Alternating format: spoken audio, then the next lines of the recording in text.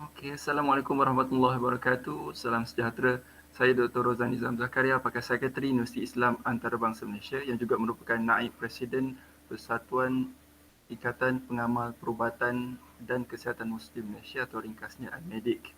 Hari ini saya nak berkongsi suatu topik yang sangat signifikan dan relevan pada konteks hari ini.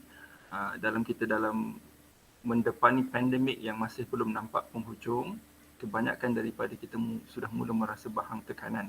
Kalaupun bukan kita, mungkin orang di sekeliling kita. Sama ada tekanan hidup dari aspek keuangan, kerjaya, perhubungan, rumah tangga, pelajaran dan sebagainya. So, kebanyakan orang sebut tentang keadaan tertekan, sama ada dari sudut emosi, stres, ataupun ada mungkin sebahagian yang betul-betul menghadapi ujian, sama ada dalam bentuk kemurungan, anxiety dan sebagainya. Jadi antara perkara yang kita selalu beri penekanan kepada orang yang dalam keadaan stres ataupun tertekan ialah bagaimana mereka tidak sepatutnya duduk dalam keadaan bersendirian ataupun menghadapinya sendirian.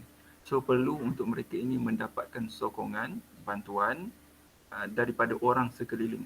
Dan kita sendiri harus bersedia untuk menghulurkan bantuan. Dan kalaupun tidak dalam bentuk keuangan contohnya ataupun kerja, dan mungkin paling-paling kurang ataupun minimum sekali kita boleh hulurkan bantuan dari segi sokongan emosi. Tapi macam mana kita nak lakukannya?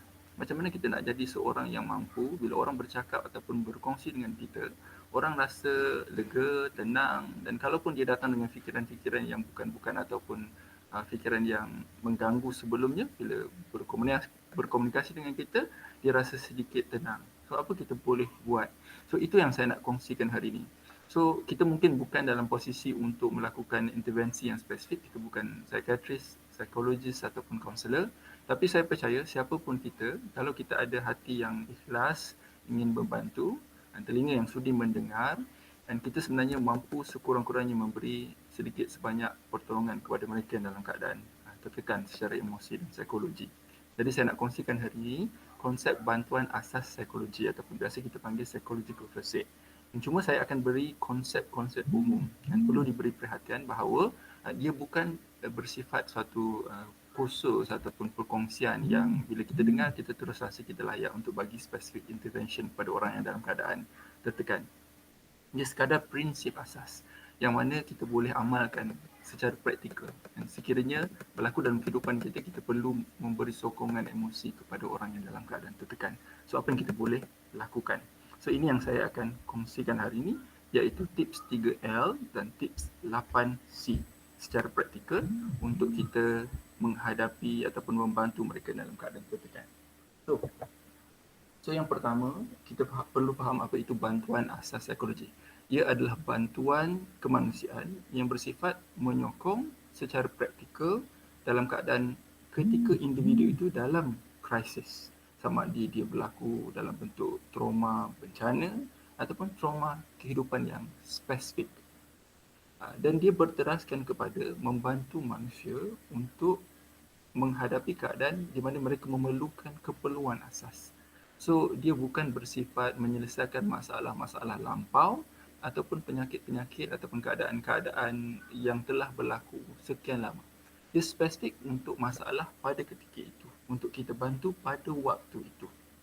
Dia berorientasikan kemahiran mendengar, membantu seseorang untuk rasa lebih selesa dan tenang. Dan dia juga penting supaya di akhir proses kita membantu, orang itu akan rasa terlindung dan juga terhubung. Maksudnya dia start rasa there's hope, there's help. So ini konsep yang penting untuk kita faham. So bantuan awal psikologi boleh dilakukan oleh semua orang. Dia tidak semestinya memerlukan anda pakar dalam bidang ini. Namun ada syarat-syarat penting, syarat-syarat asas yang perlu anda miliki. Yang pertama, anda perlu memiliki perasaan ingin membantu. Sebab ini asas psychological first aid. Kita nak tolong seseorang. Yang kedua, kita perlu ada kemahiran mendengar. Ini antara elemen penting. It's not about what we say ataupun apa kalimah-kalimah atau kata-kata yang kita perlu lontarkan, tapi dia berorientasikan bagaimana kita nak membantu seseorang untuk reflect kembali apa yang mereka luahkan setelah kita mendengar dengan baik. Selain itu, kita juga perlu ada kemahiran-kemahiran asas tentang pengendalian emosi. Dan sekurang-kurangnya kita ada some ideas tentang apa tanda-tanda awal masalah berkaitan dengan stres dan apa yang kita boleh lakukan untuk bantu orang dalam keadaan panik contohnya. Ataupun bila orang mengeluarkan kata-kata seperti keinginan untuk mencederakan diri atau membunuh diri, apa benda-benda asas yang kita perlu elakkan untuk kita berkata ataupun untuk kita luahkan. So, prinsip-prinsip asas ni kita perlu tahu supaya untuk elakkan kita tersilap langkah dalam kita membantu mereka yang dalam keadaan tertekan secara emosi. So, bantuan asas psikologi ni penting. Pertama, untuk kita reducekan dia punya tekanan. Yang kedua, untuk dia settle benda-benda yang asas, basic. Sebab kalau yang asas itu tidak settle, dia akan membawa kepada tekanan yang lebih. Contoh, orang stres kerana kelaparan, tidak ada duit untuk beli apa-apa untuk makan. Jadi sebenarnya bantuan asas ini termasuklah membantu orang itu untuk keluar daripada keadaan lapar itu. Kerana itulah sebenarnya yang fuel ataupun menjana perasaan resah, takut, gelisah, sedih. Jadi jangan anggap bantuan asas psikologi ini sekadar bercakap tanpa kita memandang apa yang kita boleh bantu secara praktikal. Yang ketiga, dia juga penting untuk membantu individu tersebut beradaptasi, iaitu keluar daripada kepompong ataupun keadaan krisis yang dia lalui. Bila tiga perkara ini berlaku dengan baik, kemungkinan untuk dia develop masalah mental yang lebih serius seperti adjustment disorder, acute stress disorder ataupun post-traumatic stress disorder ataupun kemurungan dan sebagainya lebih rendah kerana kita bantu dia settle pada fasa yang kritikal. Contoh, anda boleh bayangkan PFA ni macam first aid medical. Dan kalau seseorang patah tangan contohnya, dan kalau kita bantu untuk stabilize area yang patah dan kita mampu mengurangkan risiko untuk patah tu jadi lebih teruk ataupun kita compromise blood vessel yang tercedera. Jadi kemungkinan untuk dia dapat cacat kekal dan sebagainya lebih rendah. Sebab bantuan asas tu bantuan asas tu tepat. Ataupun contohnya seorang tu terlibat dengan kebakaran. Bantuan asas kebakaran mengurangkan risiko untuk seseorang tu develop hypothermia. Kerana hypothermia boleh membawa maut. So itu prinsip asas bantuan awal psikologi. So bagaimana bantuan awal psikologi ini penting adalah dengan pertama, dia membantu mengurangkan impak bencana ataupun krisis kepada individu. Yang kedua, membantu mangsa untuk keluar daripada cabaran yang mereka sedang lalui dan akhirnya membantu untuk mendapatkan keperluan asas dalam hidup dia. Dan yang ketiga, untuk membantu dia get back to routine. So, ini tiga benda yang penting penentu kepada outcome seseorang yang dalam keadaan krisis. So, kalau tiga ni tak settle, so outcome dia akan teruk. Yang seterusnya, kita juga perlu kenal pasti apa dia tanda-tanda kesan psikologi bila seseorang mengalami krisis ataupun trauma ataupun bencana. Pertama adalah kesan kepada emosi. So, datang perasaan murung, marah, sedih, cemas, gelisah, tidak tenteram, takut. Itu dari segi emosi. Kedua, gangguan dari segi fikiran. So, sama ada dia terganggu ingatan, mimpi yang berulang contohnya, selalu terimbas-imbas apa yang berlaku, ataupun tidak boleh fokus, asyik serabut, datang fikiran-fikiran yang masalah yang datang ke dalam kepala. Yang ketiga, kesan kepada tingkah laku. So, dia mungkin menyendiri, tak nak bercakap dengan orang, tak nak keluar rumah, tak nak jawab telefon, terganggu tidur, terganggu selera makan, terganggu hubungan, mudah mengamuk. So, itu kesan terhadap tingkah laku. Yang keempat, kita juga perlu kenal pasti apa dia red flag, apa tanda-tanda amaran. So, kalau sampai tahap seseorang itu terganggu kehidupan sehingga timbul perasaan putus asa, rasa nak cederakan diri ataupun keinginan untuk mati, so ini antara kita panggil red flags yang bermaksud seseorang itu perlu bantuan profesional, perlu dapatkan bantuan berterusan. So, tidak cukup sekadar dia meluahkan saja, dia perlu di-channel dan kepada bantuan yang lebih bersifat holistik. Jadi saya nak kongsikan teknik 8C dalam bantuan asas psikologi. Jadi sepanjang kita punya interaksi dengan orang yang bermasalah ataupun orang yang dalam keadaan tertekan itu, dan kita perlu pastikan kita integrasikan 8C ini dalam kita punya interaksi dengan individu tersebut. Okay. Okay. So, apa dia 8C ni? So C yang pertama, contact. Contact bermaksud bina hubungan dan engage. And so contohnya, seseorang tu mungkin kita tak kenal ataupun seorang tu baru kita kenali. So sebelum kita go further into melihat apa yang kita boleh bantu, penting untuk kita engage dengan individu ini. And so kalau dalam konteks kita pergi ke tempat yang trauma untuk bagi bantuan contohnya, so kita tak boleh main dedah je. Kita kena bermula dengan perkenalkan diri, perkenalkan peranan kita, minta izin untuk berbual dan maklumkan bahawa apa yang dia kongsikan bersama dengan kita ini rahsia selagi mana dia tidak melibatkan perkara-perkara yang berisiko, dan juga kita juga kena beri maklum tentang apa yang akan berlaku bila kita berhubung dengan dia, bila kita meneruskan proses perbualan ini. Dan so apa yang akan terlibat dalam proses bantuan asas psikologi. Dan yang paling penting untuk kita faham, orientasi kita adalah untuk membantu dia pada waktu itu. Jadi dia bermula dengan pengenalan, bermula dengan introduction yang bersifat kita panggil natural. Dan saya Dr. Nizam, dan saya ada seorang bagi tahu dia perlukan bantuan. So saya mungkin tak boleh bantu banyak, tapi kurang-kurangnya kalau Encik nak seseorang untuk mendengar, itu mungkin perkara yang saya boleh bantu. Dan saya mungkin tak boleh nak tawarkan bantuan yang profesional dalam bentuk terapi dan sebagainya. Tapi kalau tuan nak orang yang boleh berkongsi, mungkin itu yang saya boleh lakukan. Untuk perbualan-perbualan yang sedemikian, so mungkin boleh membuka pintu untuk orang itu engage dengan kita. So, yang kedua, selepas dah berkenalan, proses yang kedua adalah C yang kedua, comfort. So, comfort adalah memastikan mangsa dalam konteks kalau trauma ataupun individu tersebut dalam keadaan selesa, dan kita memahami apa keperluan mendesak yang perlu diselesaikan.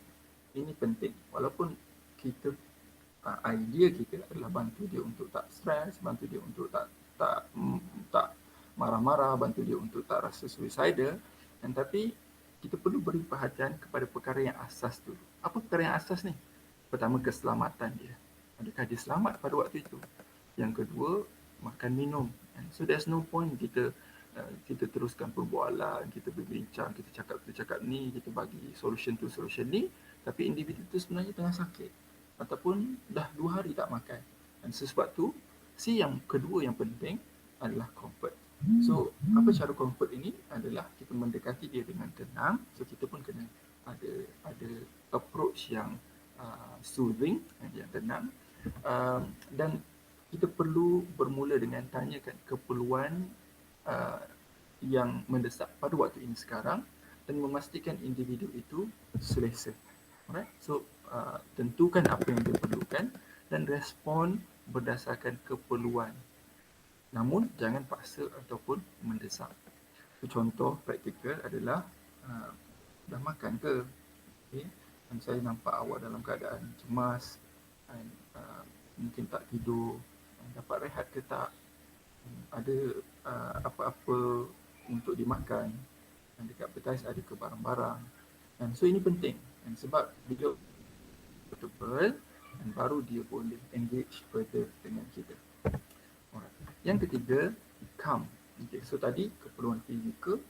Yang ketiga baru kita fokus kepada keperluan emosi. So C yang ketiga, calm, iaitu memastikan mangsa ataupun individu tersebut tenang dan dapat mengatasi rasa beremosi. So kenal pasti apa emosi yang predominate individu tersebut pada waktu itu. Contohnya, bermula dengan simple questions, apa khabar, macam mana sekarang, macam mana keadaan, macam mana perasaan, macam mana emosi, apa yang cik fikirkan. So dengan persoalan-persoalan open-ended sedemikian, kita start boleh bermula untuk explore dan apa emosi yang paling mengganggu. So daripada situ baru kita boleh fokus kepada emosi tersebut. Sekiranya individu itu dalam keadaan yang terlalu beremosi dan sampai tak boleh nak teruskan perbualan, terlalu panik ataupun terlalu marah ataupun terlalu sedih, so dekat sini kita perlu pause dan fokus kepada emosi tersebut sebelum bercerita tentang masalah. Contoh yang paling praktikal adalah mungkin kita boleh sama-sama bantu dia untuk tenang. So, kita sebut, cara saya dengar ni macam cik dalam keadaan terlalu panik. So apa kata kita sama-sama tarik nafas. So bila kita bernafas dengan baik, so mungkin kita lebih tenang. So, sama-sama kita tarik nafas. Boleh. Kita tarik ke hidung, tahan, hembus. Ataupun kalau dia terlalu marah, mungkin Encik boleh duduk sebentar. Encik nak basuh muka dulu, Encik nak minum air. So solusi ataupun cadangan-cadangan yang mungkin kecil tapi sebenarnya sangat praktikal. Kerana kalau individu tu dalam keadaan terlalu beremosi, sebenarnya kita tak boleh nak go further daripada situ. So kita perlu bantu dia untuk tenang. So selepas dia tenang, barulah kita boleh bermula proses untuk kita C yang keempat, iaitu collect. So collect ni is when kita start get more information daripada individu tersebut. So boleh cerita lebih lanjut apa yang berlaku, berapa lama dalam keadaan macam ni, apa yang Encik perlukan, siapa yang ada di sekeliling Encik, apa bentuk bantuan yang Encik perlukan. Jadi ini benda-benda yang kita perlu fokus supaya kita punya interaksi dengan individu tersebut berorientasikan bantuan yang praktikal. Daripada fasa ini, kita perlu banyak mendengar. So, banyakkan bertanya soalan what dan how, apa dan bagaimana berbanding kenapa. Sebab kita nak dapatkan maklumat. So, penting pada waktu ini untuk kita jadi pendengar yang baik. Jadi, jangan terlalu cepat untuk mencelah, jangan terlalu cepat untuk membuat konklusi, jangan distracted, maksudnya jangan kita dengar sambil kita buat benda lain, ataupun jangan kita terlalu mengikut kita punya flow. So kita kena allow them some space untuk elaborate dia punya problem. Yang kelima, care. So care adalah kesinambungan daripada collect. So selepas kita dah dapat information daripada fasa collect tadi tu, so kita start perlu kena pasti keperluan secara priority, apa yang penting secara objektif pada waktu itu. Dan daripada situ kita start berbincang apa kaedah yang kita boleh bantu. Dan so tidak semestinya sebenarnya solusi itu datang daripada kita. So mungkin setelah kita mendengar masalah, kita reflect kembali. Jadi apa yang saya dengar tadi, cik ada banyak masalah dengan keluarga, dan so dengan isteri, dengan anak-anak, dan dengan keadaan masalah keuangan dan sebagainya. So cik rasa daripada semua masalah yang ada itu, apa yang paling mendesak sekarang? Apa yang cik rasa paling perlu untuk dibantu? Dan daripada situ mungkin Encik sebelum ni pernah cuba apa-apa cara untuk selesaikan, ataupun ada siapa-siapa yang Encik rasa boleh bantu. So kadang-kadang kita tak perlu come up dengan solution, tapi kita bantu dia untuk explore. Kerana apa? Kerana kita jadi mirror pada dia, dan kita jadi satu refleksi untuk dia sparring the idea. So daripada situ kita bincang kaedah yang realistik, dan kita suggest dan kita bantu dia untuk mulakan tindakan. Dan mungkin daripada situ dia datang idea, dia kata saya rasa mungkin saya kena start contact saya punya family untuk minta bantuan. Okay, so kita pun support, kita kata ini macam pilihan yang baik. And so Encik ada idea siapa yang Encik nak mula contact, and so mungkin Encik boleh start text dulu, ataupun Encik boleh terus call. And so kita bagi mereka cadangan, walaupun cadangan itu sebenarnya datang daripada mereka. Dan sebab tugasan kita bukan untuk menyelesaikan masalah mereka sepenuhnya, tapi empower mereka, dan supaya mereka lihat bahawa di sana ada hope. Sebab bila dalam keadaan beremosi, mereka tak nampak. Tapi bila kita dah bantu dia untuk tenang, kadang-kadang solusi itu datang dari mereka sendiri. Kerana mereka yang sebenarnya lebih memahami kehidupan mereka. So daripada itu, dan kita sambung dengan 6, iaitu connect, which is also another important point. Penting untuk kita faham, kita tak akan selama-lamanya ada bersama dengan dia. Jadi kita perlu empower dia untuk berhubung dengan orang lain. And this is where the link component, iaitu kita pertautkan dia dengan individu, agensi ataupun sesiapa yang boleh membantu. And so contohnya, and kalau dia continue to be suicidal, and so mungkin kita start boleh suggest dia untuk pergi ke Jabatan Kecemasan, ataupun pergi buat temu janji dapat kerujukan, ataupun bagi nombor untuk di contact befrienders contohnya. Dan so ini antara kita panggil empowerment yang kita boleh buat, walaupun kita mungkin tak mampu untuk buat sepenuhnya. Tapi at that stage yang kita boleh buat adalah kita push dia untuk seek further help. daripada one step yang dia dah buat, iaitu berhubung dengan kita. Dan yang ketujuh, cope. And so cope ni is where kita boleh start instill and sedikit sebanyak nasihat ataupun pandangan ataupun saranan untuk dia cope. Contohnya bila kita dengar dan kita dapat gambaran cara dia cope sebelum ni adalah dengan tidur. Kalau ada masalah je dia tidur, ada masalah je tidur. So kita dapat satu idea gambaran bahawa cara itu tidak membantu. Jadi mungkin kita boleh bantu untuk dia explore cara lain. And so contohnya berkongsi, bermain dengan anak, alihkan perhatian dengan aktiviti-aktiviti yang lebih sihat, produktif, dan ataupun mulakan satu aktiviti, jaga tidur, makan, bersenam dan sebagainya. So kita empower dia dengan coping strategies. And so sebab tu kita pun kena ada some ideas apa cara-cara untuk berdaya tindak dengan tekanan yang healthy ataupun positif. Yang ke-8, yang terakhir sekali adalah collaborate. So collaborate ni penting dan terutama kalau dalam konteks kita buat PFA beramai-ramai ataupun dalam satu tim, dan supaya kita saling bekerjasama dan supaya kita saling membantu. Dan sebab ada masanya tidak semua masalah kita boleh settlekan sendiri. Dan so dalam konteks ini, contoh kawan kita ada masalah dan mungkin kita boleh kata, so saya nampak masalah kewangan anda ni agak teruk.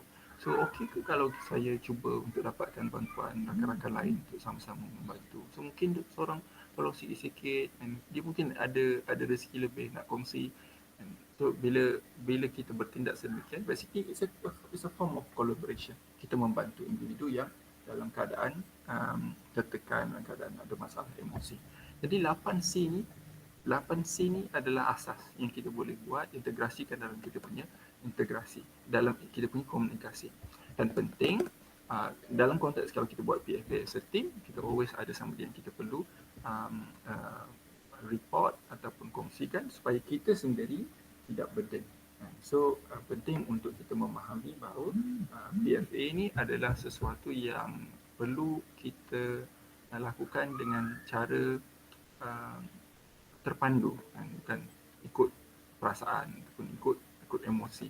Tapi ini konsep-konsep asas yang kita boleh integrate dalam kita punya komunikasi kita bersama orang yang tertekan. So wallahu alam, and so ini sebagai asas, and keep on reading, keep on learning, dan mudah-mudahan kita boleh jadi individu yang berguna untuk orang lain dalam konteks keadaan pandemik hari ini. So kongsikan sekiranya anda rasakan ini bermanfaat. InsyaAllah. Assalamualaikum warahmatullahi wabarakatuh.